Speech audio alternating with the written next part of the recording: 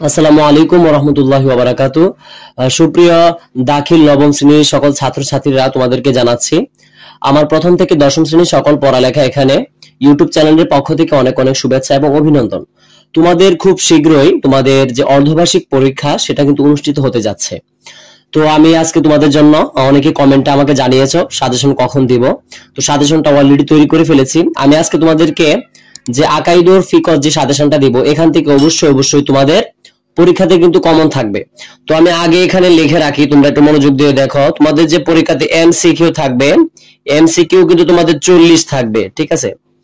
MCQ 40 থাকবে। তো এমসিকিউর জন্য আমি আলাদা কোনো সাজেশন দিব না। তোমাদের যে অধ্যায় ভিত্তিকটি রয়েছে, প্রথম অধ্যায় বিশেষ করে রয়েছে, তারপরে আকাইদ ও ফিকহ রয়েছে, আল আকাইদ রয়েছে, উসুল ফিকহ রয়েছে, এইগুলো থেকে যে তোমাদের সঠিক উত্তরগুলো আছে সেখান থেকে এমসিকিউ গুলো পড়বা, তাহলে ইনশাআল্লাহ তোমরা কিন্তু এমসিকিউ পারবা বিশেষ, ঠিক আছে? তো আমি আজকে তোমাদেরকে যে বাকি 60 নাম্বার রয়েছে সেই 60 নাম্বারের সাজেশন দিব।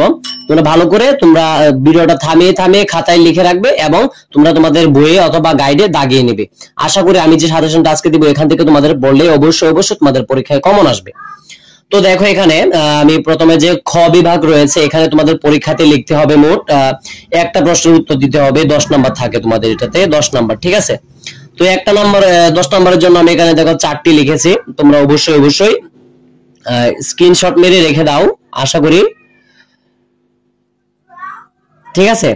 তোমাদের যে খ বিভাগ অর্থাৎ 2 নং প্রশ্নের জন্য একটা লিখতে হয়। তোমাকে এখানে 4টা দিয়েছে, 4টা শিখলে একটা তোমার পরীক্ষাতে থাকবে ইনশাআল্লাহ, ঠিক আছে? তো তারপরে চলে যায় গ বিভাগ অর্থাৎ 3 নং প্রশ্নের জন্য। 3 নং প্রশ্নের মধ্যে তোমাদের প্রশ্ন থাকবে। 3 নং প্রশ্নের মধ্যে দেখো 3 নং এর জন্য, এটা 3 নং এ থাকবে এই ঘ বিভাগটা। 3 নং এর জন্য 2টা প্রশ্ন দিতে হবে। তো 2টা প্রশ্নের জন্য আমি মাত্র এখানে দেখো 4টা প্রশ্ন তৈরি করেছি।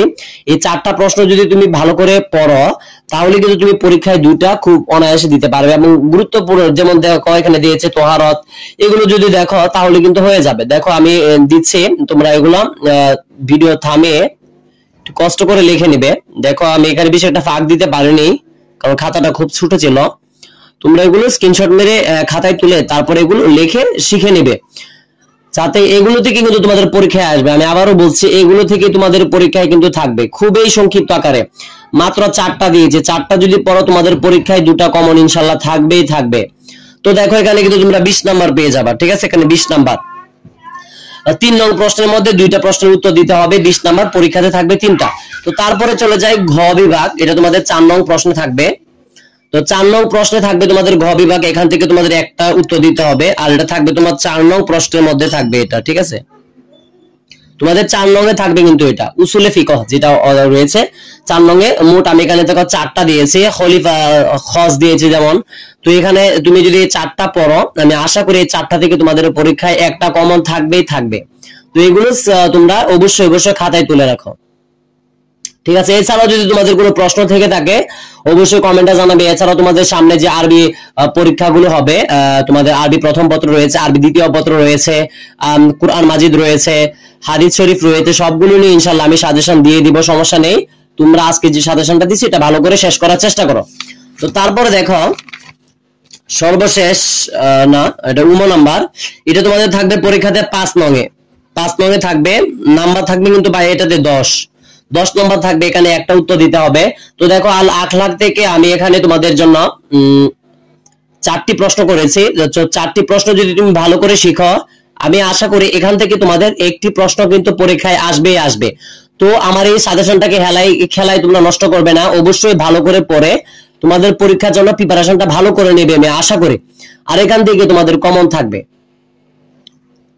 আমি আবারও বলছি, তোমরা যদি কোনো কিছু বুঝতে অসুবিধা হয় অবশ্যই আমাকে কমেন্টে পরে জানাবে, আমি তোমাদেরকে জানানোর চেষ্টা করব, ঠিক আছে? তো তারপরে আরেকবার দেখাই উম বিভাগ 5 নং এ থাকে।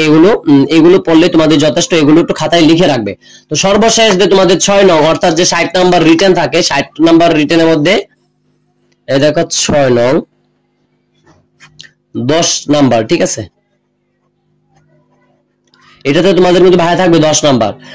উসুলে ফিকহ ও তোমার যে ফিকহের ইতিহাস রয়েছে, ইলমুল ফিকহ ও উসুলে ফিকহের ইতিহাস, এখান থেকে তোমাদের মাত্র একটা প্রশ্নের উত্তর দিতে হবে। তো অলরেডি আমি এখানে 4টা দিয়েছি, 4টা ভালো করে পড়লে তোমাদের হয়ে যাবে। দেখো এগুলো খাতায় ভালো করে তুলে নাও। ঠিক আছে। আর আমার চ্যানেলে যারা নতুন অবশ্যই অবশ্যই সাবস্ক্রাইব করে পাশে থাকবে।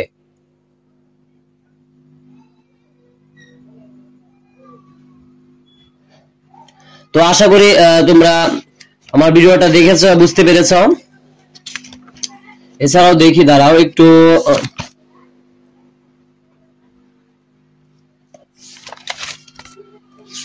তো আমি আর দেরি করছি না। যদি আমার ভিডিওতে কোনো ত্রুটি দেখে থাকে অবশ্যই কমেন্টে জানাবে, সামনে সংশোধন করে আপনাদেরকে দেখানোর চেষ্টা করব। তো আজকের মতো আমি বিদায় নিচ্ছি। প্রথম থেকে দশম শ্রেণী সকল পড়ালেখা এখানে উইথ এমআর ইউটিউব চ্যানেলের পাশে থাকো এবং সকল সাজেশন পেতে অবশ্যই আমার চ্যানেলটি সাবস্ক্রাইব করে পাশে থাকো। আর আমি যেগুলো দিয়েছি, আমি আবারও বলছি ভাইয়া, তোমাদেরকে যেগুলো আমি দিয়েছি এগুলো যদি তোমরা একটু কষ্ট করে পড়ো, আমি বলতে পারি এখান থেকে কিন্তু তোমাদের 60 নাম্বার রিটার্ন থাকবে। আর এমসিকিউ যেটা বলেছি সেই কাজ করলে তোমরা এমসিকিউ কিন্তু পরীক্ষায় কমন পাবে।